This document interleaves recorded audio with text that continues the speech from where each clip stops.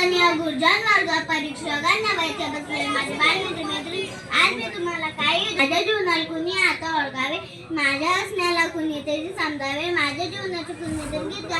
मी काय व्हावे, मी कोण व्हावे, मीच माझे स्वप्न व्हावे, मीच माझे स्वप्न व्हावे.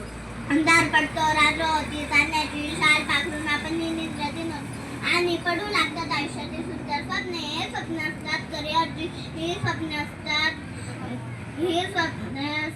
करिअरची, ही स्वप्ने असतात जे शक्य आहे ते शक्य करून. आणि स्वप्न किती असोत पण मला आवडतात भारताचे राष्ट्रपती APJ अब्दुल कलाम यांची वाक्य.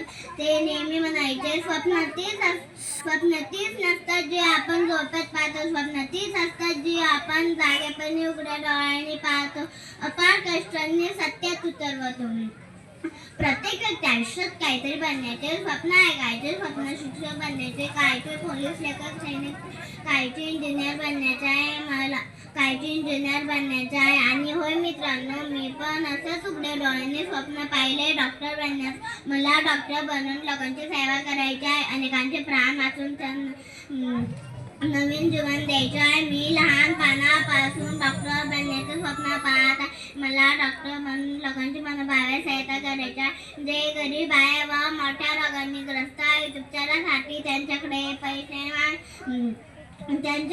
पैसे नाहीत अशा लोकांची मी सेवा करणार. आणि मी अशा लोकांची मी सेवा करणार. डॉक्टर देव नसतो, परंतु तो कठीण परिस्थितीतून रुग्णांना बाहेर काढतो. माझ्या जीवनाचे ध्येय जाते की मी गरिबांची मदत करेन आणि त्यांच्यासाठी मी खूप मेहनत करेन. हेच माझे स्वप्न आहे. एवढे बोलून मी माझे 2 शब्द संपवते. जय हिंद, जय भारत. थँक्यू.